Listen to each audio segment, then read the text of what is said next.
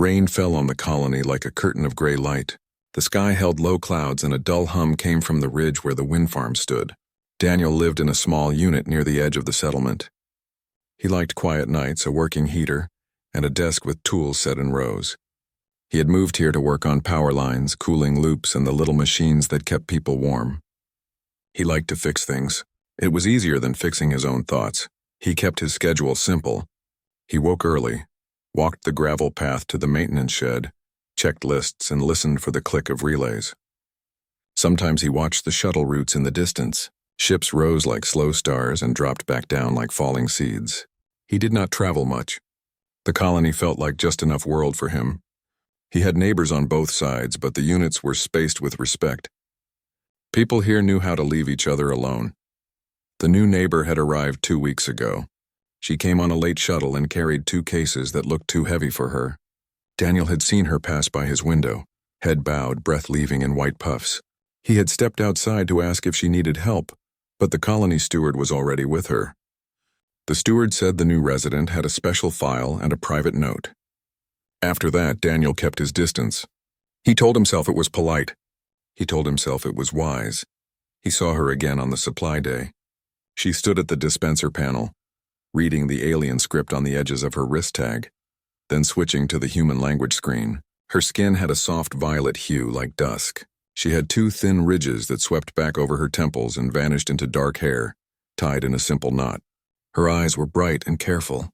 She thanked the steward in a low voice that had a wind bell tone. Daniel nodded to her. She nodded back. It was a small moment, but it stayed with him. He learned her name by accident. The delivery drone said it in a clear voice while dropping a parcel at her door. Leora. The name sounded like light. After that, he heard others say it in quiet gossip. They said she was a widow, and that her late husband had been someone important among her people.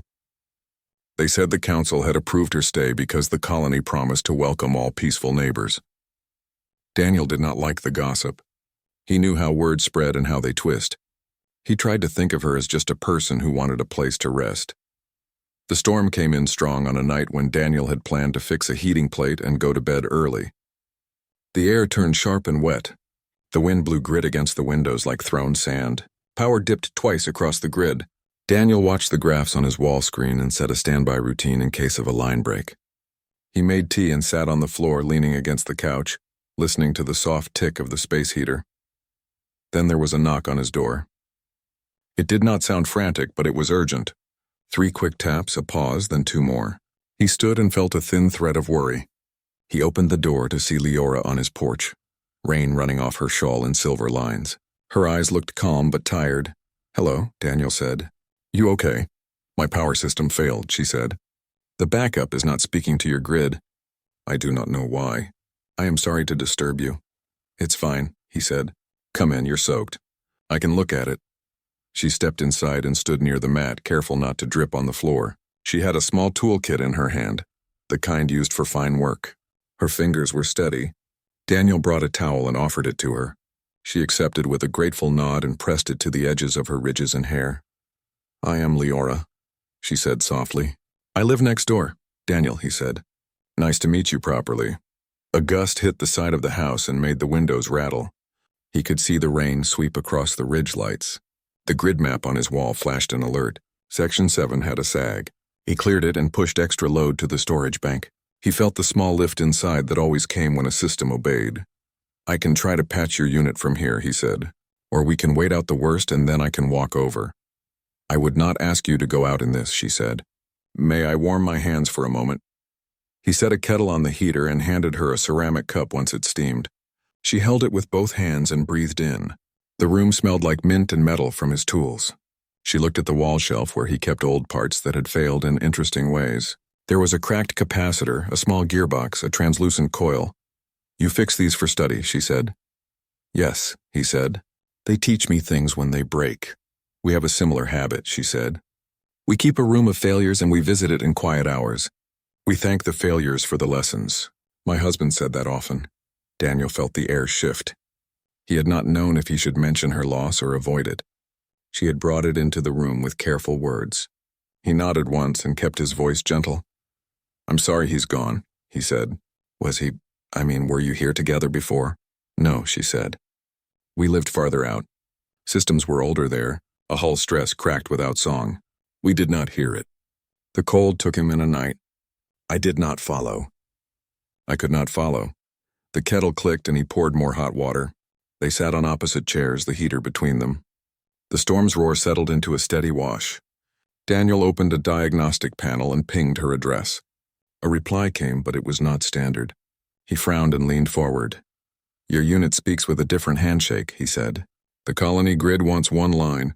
Your unit offers another. I can write a small bridge. It will let them talk. A bridge, she said with a faint curve of her mouth. That is a good word. He typed simple steps. He named the script Warm Link and set it to listen on both sides. The grid map flashed green at the edge of her block. He saw a clean flow and a stable draw. He looked up. Power should be back, he said. But it might bounce until the storm moves off. You can stay here until it settles. She glanced at the door as if measuring the dark beyond it, then back at him. The towel had left her hair in soft waves. The ridges along her temples caught the heater light and cast faint shadows that shifted when she moved her head. Thank you, she said. I can wait a little. They spoke in small pieces. She told him that her people had sea cities on their world, and that the buildings hummed with quiet songs to ease tension in storms. She said she missed the sound, but she liked the silence here too. She said silence had a shape and a person could learn it if they wanted. Daniel told her the colony sounded different in each season. He said summer nights had a dry buzz of insects and hot stone smell. He said winter had a silver sound like a thin bell. You listen, she said. To the world, I mean. I guess I do, he said. It helps me know when something is wrong. My husband listened like that, she said. He heard the change before a panel failed. He said the world speaks in small ways and we must be humble to hear it. Daniel felt a small ache, the kind that comes when a kind truth meets a bruise. He thought of his last team on an old job, the way they had laughed when he warned about a flicker before a failure. They had ignored him. The line had blown and the shop had gone dark for a day. After that, he had taken this quiet post. People who listen sometimes get called strange, he said. Or they get called needed, she said. It depends on who is afraid and who is brave. Lightning rolled over the far hills and counted off a slow rumble. The power held. Daniel checked the graphs and saw the bridge script doing steady work. He felt the relief that came when a fix kept its promise. He looked at Leora and found her gaze on the window. She seemed to be measuring the storm the way a sailor might measure waves. If you do not mind, she said after a time, I would like to tell you something not about power. Sure, he said. When I came here, she said, I promised myself I would not lean on anyone. I did not want to be a weight. I wanted to learn your ways and give back. But grief is not simple. It moves like water and sometimes like stone. I do not know where to put it. Tonight it felt heavy. I walked to your door because I thought you would treat it like a thing to fix, not to erase. To set in order so it does not break other parts. Daniel did not move for a breath. He was careful with how he answered. I cannot fix grief, he said, but I can keep the rest of the system from failing while it runs hot. Sometimes that is enough for a while. She looked down at the cup and turned it in her hands. A small smile touched her mouth. Yes, she said, enough for a while. The rain began to ease. The sound changed from roar to soft tapping. The wind farm lights blinked in slow rhythm. Daniel stood and walked to the door. He opened it and checked the sky. The clouds were lifting in uneven sheets. He turned back to her. Do you want to try your place now? He said. I can walk with you and make sure the unit is stable. I would like that, she said. They put on coats. He took a small umbrella that never quite stayed open in the wind and she wrapped her shawl close. The path between their homes was a narrow strip of pale gravel. Water ran along the edges and made little rivers under the porch stairs. Their steps made a hush sound on the wet ground. For a moment he felt how near she was and how far her world had been, and how this space between houses felt like a bridge. Inside her unit, the air was cooler. The central lamp blinked twice and then steadied. He moved to the wall panel and checked the readings. Everything looked clean. He opened a side hatch and found the alien hardware nestled in a neat case. It was built with a different idea of beauty than human machines. The lines flowed. The markings were cut. The next morning the storm was gone. The sky was pale blue and sunlight stretched across the colony roofs. Daniel walked out with his tool bag. ready for a day of routine checks. The gravel still glistened from the night's rain. He breathed in the fresh air, sharp and clean, as if the whole world had been rinsed. He liked mornings after storms. They felt like a reset, a chance to begin again. As he walked down the path, he saw Leora outside her unit. She was kneeling near a small planter box, pressing soil around a cluster of seedlings. The leaves had a faint silver sheen, almost glowing in the light. Daniel paused, then stepped closer. "Morning," he said. Leora looked up. Her eyes softened and she gave him a small smile. "Good morning, Daniel." The storm was kind to these seedlings. They needed water. "They look strong," he said. "What are they?" "We call them verai," she answered. "They grow tall and give food with sweet roots. They also carry scent that keeps pests away. I brought a few seeds with me. I thought they might grow here." Daniel crouched to study the plants. They were unlike anything he had seen. The leaves had thin veins that shifted color when the light moved. He nodded, impressed. "Looks like they belong here." "That is what I hope," she said softly. "To belong here." Daniel felt the weight of her words. He remembered what she had told him the night before, how grief moved like water and stone, how she carried it with her. He wanted to say something kind, but words didn't come easily. Instead, he offered what he knew best. "If you ever need help building better beds for them, I can put something together. Water lines, maybe a heating coil for colder nights." Leora's eyes lit with quiet gratitude. "That would mean much to me." They shared a simple silence. Then Daniel stood, adjusted his bag, and headed toward the maintenance shed. He carried the image of her kneeling by the planter with him, and it stayed in his mind longer than he expected. The day moved with small tasks, checking voltage levels, patching a pipe, listening to the steady hum of the grid. But Daniel found himself distracted. His thoughts circled back to his neighbor.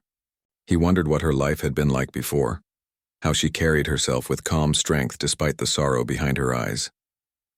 When evening came, he returned home. He was surprised to find Leora at his porch holding a covered basket. "I made food," she said, almost shy. "My people cook it with root and grain. I wanted to share."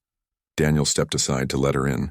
The smell from the basket filled the small room, sweet, earthy, and warm. She set it on his table and uncovered a dish of golden slices with a dark glaze. Steam rose like a soft ribbon.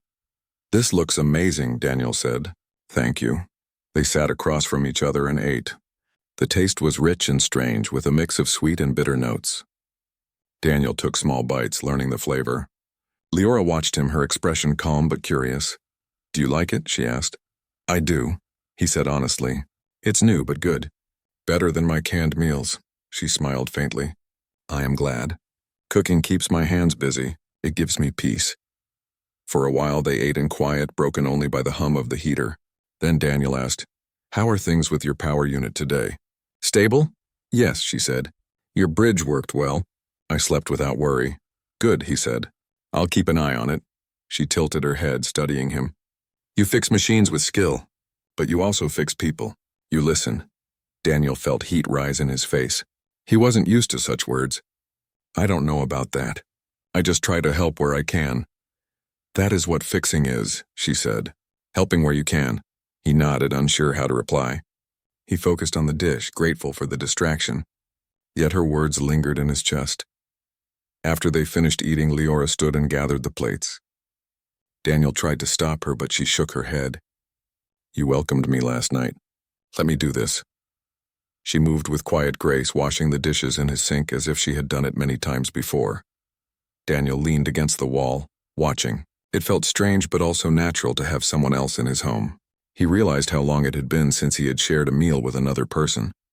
Most nights he ate alone with only the hum of the grid for company. When she finished, she dried her hands and turned to him. "Thank you for letting me share this and any time," he said. "You're always welcome here." Her eyes softened at that. She gave a small bow of her head and left quietly, the basket tucked under her arm. Daniel stood by the door for a long time after she was gone, staring into the night. The colony lights flickered in the distance, steady and familiar, but his thoughts felt unsettled. Something was changing and he wasn't sure what it meant. The days that followed built a pattern. Leora would stop by with food or small gifts, herbs, woven cloth, or seeds. Daniel helped her repair small systems, checked her power lines, and once built a simple water channel for her plants. They began to talk more. Sometimes the conversations were short, about simple things like weather or supplies. Other times they stretched long, about their worlds, their pasts, their quiet hopes. One evening, as they walked back from the ridge after checking a power station, Leora spoke with a serious tone. "Daniel, there is something I must tell you. My husband's clan knows I am here. They write to me. They remind me of our customs. They want me to choose a new partner from my own people." Daniel's steps slowed. He felt a twist in his chest. "Do you want that?" "No," she said firmly. "I do not. But they think I should. They think my choice is not mine alone. They say I carry their honor." "That sounds heavy," Daniel said quietly. "It is," she admitted. "But I cannot give myself where I do not feel truth." "I refuse." Daniel wanted to say something more, but the words caught in his throat. He feared saying too much and yet feared saying nothing at all. Finally, he managed, "You deserve to choose your own way." She looked at him with steady eyes. "Thank you." I needed to hear that. They walked the rest of the way in silence, but it was not empty. It was filled with unspoken thoughts, with the steady rhythm of their steps, with the quiet awareness that their bond was growing deeper. That night, Daniel sat by his window again, looking out at the colony lights. He thought of Leora's words, of her strength, of the quiet weight she carried. He felt both protective and uncertain. He had lived a simple life, fixing machines and keeping to himself. Now a door had opened, and behind it was something more than he had ever expected. As he drifted to sleep, he remembered her voice when she said she refused. It carried both courage and sorrow. He realized then that she had come to him not only for help with machines, but for something greater: understanding, respect, and perhaps the possibility of a new kind of belonging. Daniel woke early the next day, but his mind was restless. He had slept in short pieces, turning over the words Leora had spoken the night before. She had refused her clan's demand, yet she carried the weight of their tradition like a heavy stone. Daniel knew what it was like to carry expectations that did not feel like his own. He poured himself tea and sat by the window, listening to the hum of the grid, trying to clear his thoughts. But every time he closed his eyes, he saw Leora's face, steady but shadowed by sorrow. Later in the morning, as he checked the panels near the ridge, he saw her walking toward him. She moved with quiet grace, her shawl wrapped around her shoulders. When she reached him, she paused as if unsure how to begin. "Daniel," she said softly, "I need to ask you something important." He wiped his hands on his work cloth and nodded. "Ask." She looked into his eyes. "My clan thinks I should bind myself to one of my husband's old comrades. They write to me often, pressing me. I told them no. I told them my path is mine. But now they say they will come here to speak with me face to face. They want me to follow their law." Daniel felt a surge of worry. "When?" "Soon," she said. "Within days." He stood silent for a moment, letting her words sink in. The thought of strangers arriving with demands unsettled him. "What will you do?" "I will tell them no again," she said, her voice firm. "But they may not listen. They may try to shame me. They may try to say I dishonor them." Daniel's jaw tightened. "You don't dishonor anyone by choosing your own life." Leora's eyes softened at his words. "You believe that, but not all do." They stood in the wind, the ridge lights blinking behind them. Daniel wanted to say more, to promise her protection, but he did not know if he had the right. Still, he could not stay silent. "If they come, I'll stand with you," he said at last. For a moment she said nothing, only looked at him. Then she gave a slow nod. "That means much to me." That evening, Daniel found himself pacing his small room. He thought of what it would mean to stand with her. He thought of the whispers already spreading in the colony, the way some neighbors looked too long when he and Leora passed by together. He had always chosen a quiet life, away from conflict. But now conflict was at his door, tied to the woman who had become more than just a neighbor. He sat down at his desk and tried to busy himself with repairs. But the small parts blurred before his eyes. He set them aside and leaned back, staring at the ceiling. He realized that what unsettled him most was not the clan's arrival, but the truth inside himself. He cared for Leora more than he wanted to admit, more than he could hide. The next day, Leora came to his unit again. She carried a folded cloth bundle, and her eyes were serious. "I need to show you something," she said. She set the bundle on his table and opened it. Inside was a piece of carved metal, dark and shining, shaped with alien symbols. It looked like both a crest and a weapon. though it was too delicate to fight with. "This was my husband's mark," she explained. "His clan gave it to him when he became a commander. When he died, they sent it to me. It is a sign of his honor, but also a chain. They expect me to keep it safe until I give it to the man they choose for me. They believe his strength lives in this piece." Daniel stared at the metal. It seemed to hum faintly like it carried memory. "And you don't want to give it away?" "No," she said firmly. "To me, it is not a chain. It is a memory. I will not let them use it as a tool." Daniel met her gaze. "Then don't. Keep it. It's yours." Her eyes brightened slightly as if his words gave her strength. "That is why I came to you. You speak truth when I cannot." She folded the cloth around the mark again and held it close. For a long moment they stood in silence. Then she said, almost in a whisper, "Daniel, I see something in you. My clan does not see it, but I do. You carry strength not in weapons or law, but in how you stand, how you listen. That is why I came to your door in the storm. That is why I bring my troubles to you." Daniel's heart beat hard. He wanted to answer, but his throat felt tight. Finally, he said quietly, "I'm just a man who fixes wires and pipes." "No," she said, shaking her head. "You are more than that. You build bridges. Between machines. Between people. Between silence and words." Her voice carried such conviction that Daniel felt both humbled and unsettled. He had spent so long hiding in quiet routines, yet here was someone who saw more in him than he ever dared to see himself. The days that followed moved quickly. The colony buzzed with talk of visitors from Leora's clan. Daniel noticed the way people whispered when Leora walked through the market, the way they gave her both space and stares. Some looked curious, some cautious. Few looked kind. One evening, Daniel found Leora sitting by her planter box, staring at the small silver leaves. He walked over and crouched beside her. "You okay?" he asked. She nodded slowly. "Just thinking. When my clan comes, they will try to remind me of duty, but I will remind them of choice. I will remind them that strength is not found in control, but in respect." Daniel admired her courage. "You don't have to face them alone." Her eyes turned to him, filled with quiet gratitude. "I know. That is why I am not afraid." The night before the clan's arrival, Daniel could not sleep. He walked outside, the cold air sharp against his face. The colony was quiet, only the faint hum of generators breaking the silence. He looked at Leora's unit. A soft light glowed in her window. For a long time he stood there, thinking of her inside, holding her husband's mark, preparing for what was to come. He realized then that his place was beside her, not only because she needed support, but because he wanted to be there, because he cared, because her fight was now his fight too. When morning came, a shuttle descended from the sky. Its hull gleamed with alien symbols, sharp and proud. The colony gathered to watch as the clan members stepped onto the ground. They wore long dark coats with silver edges, and their eyes carried the weight of tradition. At the center stood a tall man with the same ridges as Leora, his face stern. Daniel stood near Leora as she faced them. His heart pounded, but he did not move away. He felt the eyes of the colony on him, judging, questioning. But he stayed. When the tall man spoke, his voice was heavy with authority. "Widow of our son," he said, "we come to guide you. You must honor our law. You must pass the mark to one who will carry our name. You must bind yourself again as is proper." The crowd was silent. All eyes turned to Leora.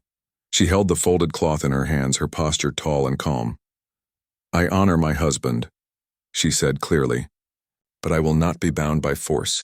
I choose my own path. The mark is memory, not chain. It will not pass to another by your demand." The man's eyes narrowed. Murmurs spread through the colony. Daniel felt tension coil in the air.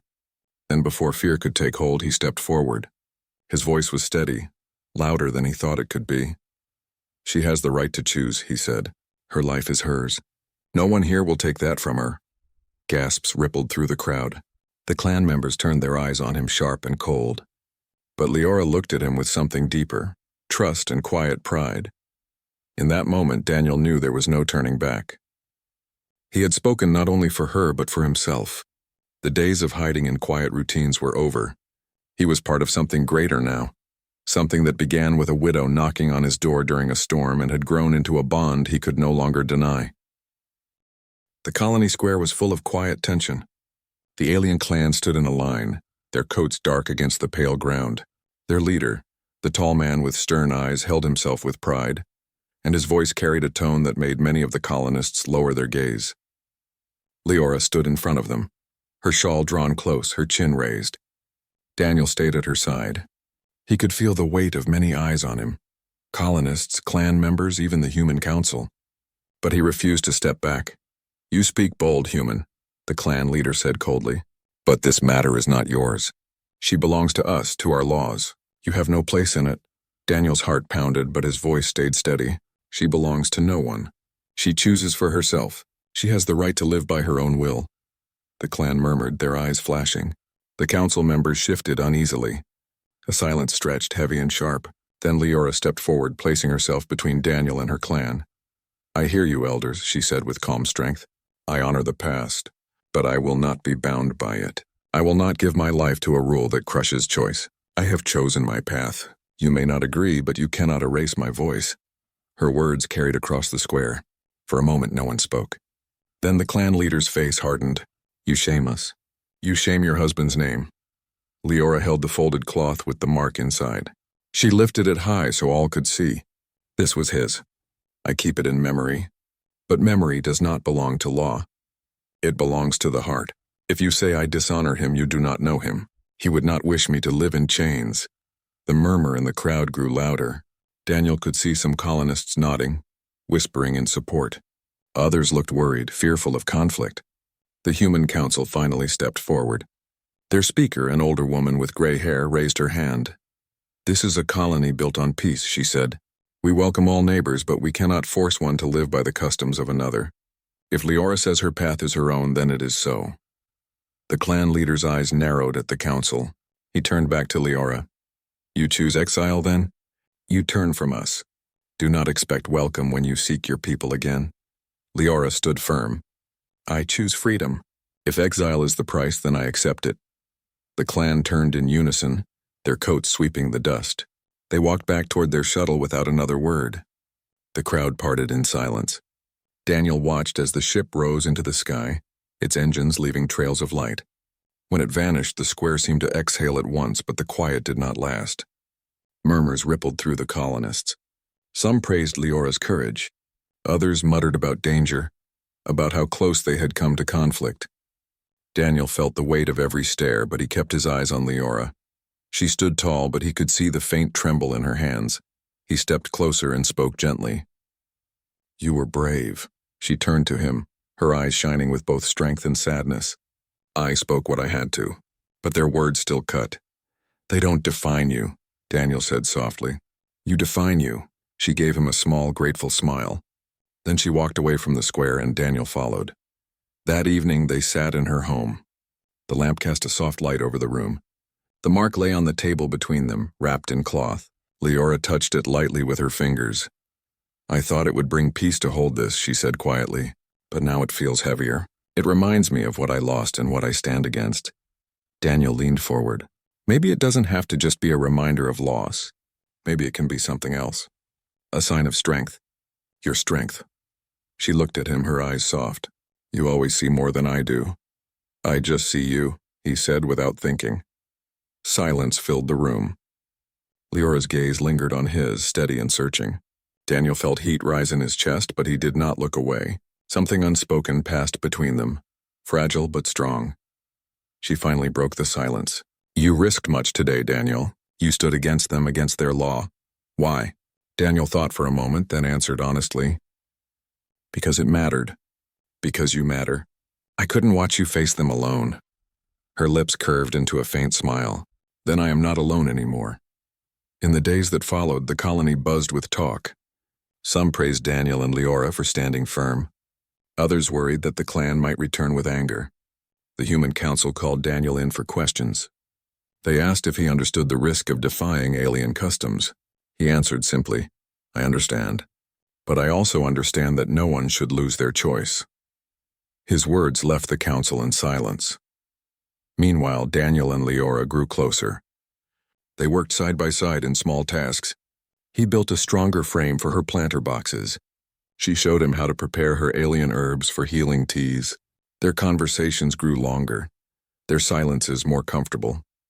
Daniel found himself smiling more often, laughing at her quiet humor. sharing stories of his childhood on Earth. She listened with warmth, adding her own memories of sea cities and storm songs, yet not everything was easy. Some colonists avoided them. Whispers still lingered. One evening, as they walked through the market, Daniel heard a man mutter, "Trouble follows them." He felt anger rise, but Leora touched his arm and shook her head. "Let it pass," she said softly. "We cannot control every tongue." Still, Daniel's hands clenched. He hated that her courage was met with suspicion, but when he looked at her calm face, he realized that her strength was not in fighting every insult. It was in choosing which battles mattered. One night, as they shared tea by her window, Leora spoke again of her husband. "He was strong in many ways, but sometimes I think he would not have understood what I did today. He followed law more than heart." Daniel listened carefully. "And you?" She looked out at the stars. "I follow what feels true, even if it costs me. That takes more strength than following rules," Daniel said. She turned back to him, her eyes shining. "And you? What do you follow?" Daniel paused. He thought of his quiet life, his routine, his love of fixing things. Then he thought of her, of the stormy night she had knocked on his door, of the choice he had made to stand with her in the square. "I follow what feels right," he said, "and right now that means being here. With you." Her breath caught softly. She looked at him for a long time, then nodded. "Then we are alike." The night deepened around them. The colony was quiet, but in that small room something new had taken root. It was not yet spoken aloud, but it was clear in the way they sat close, in the way their words carried warmth, in the way silence no longer felt empty. The days passed, and rumors of the clan's anger faded. The council received no threats, no messages. Perhaps the clan had truly turned away, or perhaps they watched from afar. No one knew. But Daniel and Leora chose not to live in fear. They chose to keep building, to keep planting, to keep sharing their days. One morning, Daniel found her outside, tending her vari plants. The leaves had grown tall, reaching toward the sun. She looked up as he approached, her smile soft and full of light. "They grow strong," she said. "Like their keeper," he replied. She laughed softly, the sound like bells in the breeze. For Daniel, that laugh was more precious than any machine he had ever fixed. It was a sign that life, even after storms, could grow again. In his heart, he knew the hardest battles were not behind them. There would be more whispers, more doubts, perhaps even more tests from the clan. But he also knew that together, they had already proven something powerful. That choice and respect could stand against tradition and fear. And in that truth, he found hope. As the sun climbed higher, Daniel stood beside Leora in the garden, both of them watching the silver leaves sway in the wind. The path ahead was uncertain, but he no longer feared it. For the first time in years, he felt that he was not drifting. He was rooted. He was home. Weeks passed, and the colony settled into its rhythm again. The stormy night and the clash in the square became memories that people spoke of less often. Some still whispered when Leora and Daniel walked by together, but others had grown used to seeing them side by side. Life in the colony was steady, filled with work, small routines, and the hum of machines that kept the outpost alive. But for Daniel and Leora, life had changed. The bond they shared had grown deeper, shaped by choices and quiet acts of trust. One morning, Daniel worked at the ridge, checking the wind turbines after a long night of high currents. The air was crisp, the sky bright with a stretch of pale blue. He heard footsteps on the gravel path and turned to see Leora approaching. She carried a small basket with a cloth cover. When she reached him, she smiled. "I thought you might need food," she said. Daniel smiled back. "You read my mind." They sat together on a flat rock and shared the meal. It was simple. Flatbread baked with her alien herbs, fruit preserved in syrup, and a flask of warm tea. Daniel ate slowly, savoring the flavor. Leora watched him with quiet eyes, and he noticed how her face softened when she was at peace. After they ate, she grew serious. "Daniel, I have been thinking. When my clan left, they spoke of exile. They said I would not be welcome among them again. Part of me wonders if they will ever return, if they will try again to bend me. I do not know what the future holds." Daniel listened carefully. "Whatever comes, you won't face it alone." Her eyes warmed. "I believe that. And because I believe it, I feel lighter." They walked back together, their steps slow as if neither wanted the moment to end. The colony stretched out before them. Quiet houses with smoke rising from chimneys, the hum of power lines, the distant chatter of children at play. For Daniel, these sights had always been ordinary, but with Leora at his side, the world felt richer, more alive. In the evenings, they often sat in her home, drinking tea and speaking of their worlds. She told him of the sea cities again, describing towers that rose from the waves, their walls glowing softly in the night. He told her of the forests on Earth, where trees stretched high and the wind carried the smell of pine. They traded these stories like gifts, each adding color to the other's life. One night, as the stars shone bright, Leora placed the folded cloth with the clan's mark on the table. She unwrapped it and studied the metal piece, its surface etched with alien symbols. "This has been a weight on me," she said quietly, "but now I think it can be something else. Not a chain, not a law. Perhaps it can be a reminder of strength, of choice. If I keep it for myself, it no longer belongs to them. It belongs to me," Daniel nodded. "Then keep it as yours. Let it remind you of how you stood tall." She smiled faintly. "And remind me that I was not alone. You stood with me." Their eyes met and the room grew still. Daniel felt the warmth of her words in his chest. He realized that what had begun as simple neighborly help had become something greater, something that carried the shape of a life shared. The next day, the Human Council called a gathering. They wished to speak about the event with Leora's clan and the decision that had been made. Colonists filled the square once more, though this time the mood was calmer.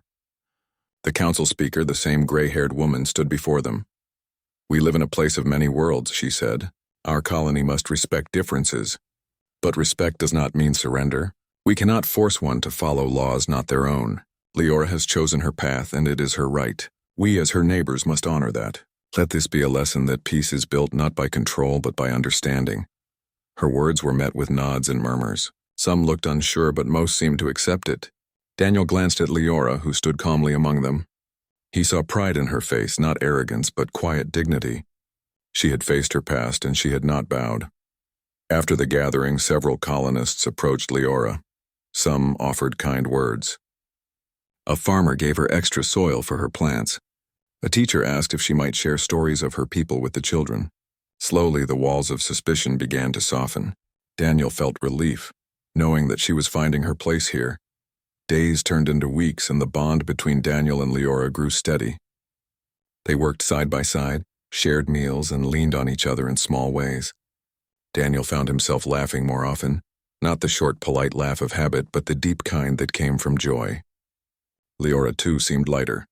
Her smile came easier, her steps more relaxed. One evening, as they walked near the ridge, Leora stopped and looked out at the horizon. The sky was painted with streaks of orange and violet as the sun set. She turned to Daniel. "Do you ever think of what lies beyond?" she asked. "Beyond this colony, beyond our worlds?" Daniel thought for a moment. "Sometimes. But lately I think more about what is here, about what matters now." She held his gaze. "And what matters now?" "You," he said simply. Her eyes widened, then softened. She reached out and touched his hand, her fingers warm against his. "Then we share the same thought," she whispered.